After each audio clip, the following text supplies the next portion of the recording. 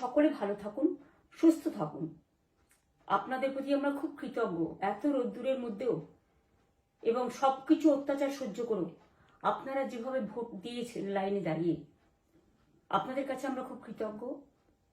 আমি আমার কর্মীদের কাছেও খুব কৃতজ্ঞ, যারা জীবনপণ লড়াই করে অনেক অত্যাচার সহ্য করে সেন্ট্রাল ফোর্স এবং এখানকার ফোর্স সবার যৌথ অত্যাচার সহ্য করেও টোটাল সমস্ত machinery government of India, prime minister, home minister থেকে শুরু করে পুরো গভর্নমেন্ট অফ ইন্ডিয়া এবং 19টা রাজ্যের বিজেপি নেতাদের এবং অর্থ ভাণ্ডার, শক্তির ভাণ্ডার, বন্দুকের ভাণ্ডার নিয়ে যারা বাংলার মানুষকে জব্দ করতে চেয়েছিলেন, জব্দ তারা কিন্তু ভোট বাক্সে হয়ে গেছে।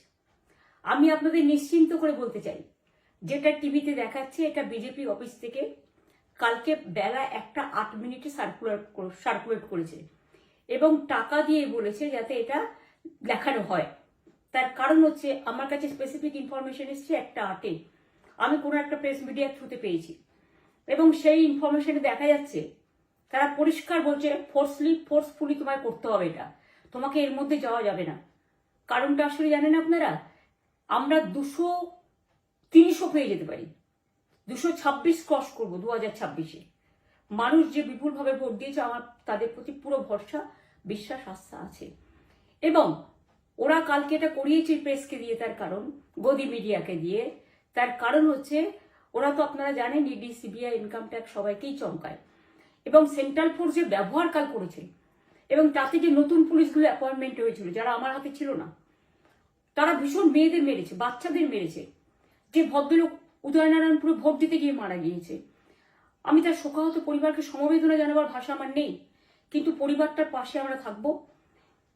এবং যে তৃণমূল কংগ্রেস কর্মীরা এমনকি সাংবাদিকদেরও মেরেছে, আমি যেখানে ছিলাম ভবানীপুরে চক্রবেড়িয়ায়, আমি বাচ্চাদেরও মেরেছে, মহিলাদেরও মেরেছে, একতরফা মেরেছে। যাদের তৃণমূল কংগ্রেসরা জীবন দিয়ে লড়াই করেছেন, মার খেয়েছেন, তবুও তারা এলাকা ছেড়ে যাননি। অনেককে ইচ্ছে করে অ্যারেস্টও করা হয়েছে যাতে তারা এজেন্ট হিসেবে কাজ করতে না পারে। বিশেষ করে ভাটপাড়া, জগদ্দল, নোয়াপাড়া, এরকম অনেকগুলো জায়গা আছে। এমনকি আমাদের এখানেও ভবানীপুরে সারা রাত ধরে রেড হয়েছে। আমি সারা রাত 2 দিন ধরে দুরাত ঘুমাইনি। তাই আপনাদের কাছে বলবো, ওটা বিজেপির চক্রান্ত এবং বিজেপি এত করেও মানুষের অধিকার থেকে মানুষকে বঞ্চিত করতে পারলো না এবং তাই বিজেপি শেষ খেলাটা খেলেছে প্রেসকে দিয়ে, যাতে উল্টোপাল্টা বলে আমাদের মনোবলটা কর্মীদের ভেঙে যায়, মানুষের মনোবল ভেঙে যায়। শেয়ার বাজারে ধস নামবে আসল সত্যিটা বেরোলে। সেই জন্য শেয়ার মার্কেটকে সান্ত্বনা দিতে গিয়ে, এটা আমার কাছে স্পেসিফিক খবর আছে, এইটা করেছে। এবং আমি পরিষ্কার বলছি, 2016তেও সেম জিনিস হয়েছে, 2021এও সেম জিনিস হয়েছে। ওরা কিন্তু বারবার করে যা এক্সিট পোল যা দেখিয়েছে, টোটালটাই দেখিয়েছে বিজেপির কথায়। এবং আজকে তো আপনারা জানেন নিরপেক্ষতা বলে ভারতবর্ষে কিছু নেই, সব একপক্ষ হয়ে গেছে। আমি তাদের বলবো আমাদের কর্মীদের এবং মানুষকে সাথে থাকতে, যাতে কাউন্টিংয়ে সবাই সমানভাবে আজ থেকে পাহারা দেয়। দরকার হলে আমিও আমার এলাকায় পাহারা দিতে নামবো এবং আমি সব 294টা কেন্দ্রে, 294টা তৃণমূল প্রার্থী, দার্জিলিংয়েও যে 2টো প্রার্থী আছে অনেকদের, আমাদের সাথে জোট আছে, সবাইকে বলবো নিজেরা ক্যান্ডিডেটরা পাহারা দিন। দিনের বেলায় কর্মীদের রাখুন, রাতের বেলায় নিজেরা থাকুন, পাহারা দিন। আমি যদি পাহারা দিতে পারি আপনারাও পাহারা দিতে পারেন। রাত জাগুন, সকালে এসে অন্য টিমকে হ্যান্ড ওভার করে তবে ঘুমবেন। তার কারণ এই সময় ওরা ইভিএম মেশিন যখন কাউন্টিং হল থেকে, যখন মানে যেখানে স্টোর করা হয়েছে সেখান থেকে যখন কাউন্টিং হলে নিয়ে যাবে, তখন কিন্তু মেশিন বদলে দেওয়ার সম্ভাবনা ওরা প্ল্যান করেছে। সুতরাং নজর রাখতে হবে যাতে কোনো রকম নেগলিজেন্স না হয়, অবহেলা করবেন না। আর কাউন্টিং এমনভাবে করবেন, এমন যোগ্য লোককে দেবেন লাস্ট অব্দি। আমি যতক্ষণ প্রেস কনফারেন্স করে না বলবো ততক্ষণ কেউ কাউন্টিং টেবিল ছাড়বেন না। এবং মনে রাখবেন যে টেবিলে যেটা কাউন্ট হয় তারপরে ওরা কম্পিউটারে আপলোড করার সময় সেটাকে চেঞ্জ করে দেয়, মানে আমাদেরটা দিয়ে দেয় বিজেপিকে, বিজেপিটা দিয়ে দেয় আমাদের। সেদিকেও নজর দিন, সতর্ক থাকুন। এবং আমি নিজেও কাউন্টিং হলে হানা দেবো, কারণ আমি অ্যাজ এ ক্যান্ডিডেট যেতেই পারি, সেরকম সব ক্যান্ডিডেট বসে থাকবেন। যখন দেখবেন আপনাকে ওয়াশরুমে যেতে হবে, বা আপনাকে খাবার খেতে যেতে হবে, একদম স্ট্রেট মনে রাখবেন, একজনকে বসিয়ে বিশ্বস্ত, যাতে যাকে কেউ টাকা দিয়ে কিনতে না পারে, তবেই যাবেন, তাছাড়া যাবেন না, তাও 2 মিনিটের জন্য। এত কষ্ট করেছেন, এইটুকু কষ্ট কিন্তু করতে হবে বাংলা মায়ের জন্য, বাংলার মানুষকে বাঁচানোর জন্য, বাংলার মানুষের অধিকার রক্ষার জন্য। আর একটা কথা বলি, সবাই শান্ত থাকবেন, সংযত থাকবেন, দিদির প্রতি ভরসা রাখুন, বাংলার মানুষের প্রতি ভরসা রাখুন। আমাদের মামাটি মানুষের সরকারই আমরা গঠন করছি এবং করব। নিশ্চিন্তে থাকুন, নিশ্চিন্তে শান্তভাবে সংযতভাবে থাকুন। ওরা হামলা করলেও আপনারা এক্ষুনি হামলাতে যাবেন না। আমি জয়ন্ত, আপনারা দেখছেন জে টিভি বাংলা। তো আমাদের দিদিমণি বলল যে বিজেপি নাকি শেয়ার মার্কেটকে বাঁচানোর জন্য এক্সিট পোল গুলো এভাবে করেছে। সব শেয়ার মানে এক্সিট পোল গুলা বিজেপিকে এগিয়ে রেখেছে, ওনার কাছে স্পেসিফিক খবর আছে। তো দিদিকে বলতে চাই, দিদি আপনি তো নিজেই বলে দিলেন যে শেয়ার মার্কেট বাঁচানোর জন্য এইভাবে করেছে।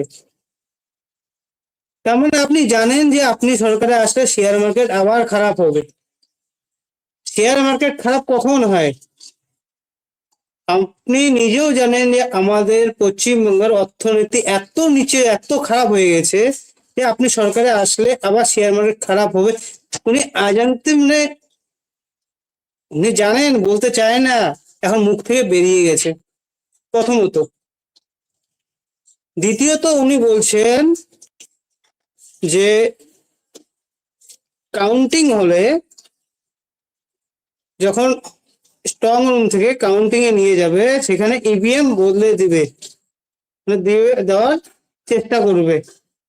তাহলে দিদি 2021-এ কি এরকম করেছেন আপনারা? নিশ্চয়ই করেছেন, আপনারা তো বহুত রাজনীতিবিদ, এভাবেই করেছেন। আমরা এতদিন বলতাম যে এরকম হচ্ছে, এরকম হয়েছে, তাহলে এটা আপনি প্রুভ করে দিলেন। কারণ 2021-এ তো পুরো মেশিনারি আপনাদের হাতে ছিল। 3 নম্বর, 3 নম্বর কি বলছে, কম্পিউটারে যখন আপলোড করবে রেজাল্ট, তখন নাম্বার এদিক ওদিক করে দিবে। আমার দিদি কি আইপ্যাক দিয়ে 2021-এ এরকম করেছিল? দিদি কিন্তু বলছে, কথা ঠিক বলছে, এরকম হয়। আমরা এতদিন বলতাম, যে এখন দিদি নিজের মুখে বলছে, তার মানে দিদি এরকম ভাবেই করা ছিল। পঞ্চায়েতে ভোটগুলো যে হলো এইভাবেই করিয়েছিল, না হলে এইভাবে একজন সিএম এভাবে বলতে পারে না, করিয়েছে। এতদিন পাবলিক, আমরা আম জনতা বলতাম যে এরকম কিছু হচ্ছে, হয়েছে, বিরোধীরা বলতো, কিন্তু এটা যে হয়, এরকম যে হয়, সেটা দিদি নিজেই মুখেই বলছে। তারপরে হলো কাউন্টিং হলে এজেন্টরা বেরোবে না, টেনশন নেই দিদি, একটার পরে এমনিতে দেখবেন সবাই বেরিয়ে চলে যাবে।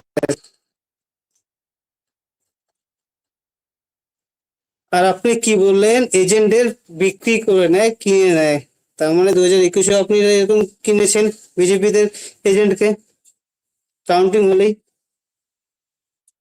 কারণ সবাই জানে যে 2021-এ যে ছিল ভোটের হিসাবটা, এক্সিট পোলের হিসাবটা, সেখানেও কিন্তু বিজেপি আসছিল, আপনারা এরকম করেছেন।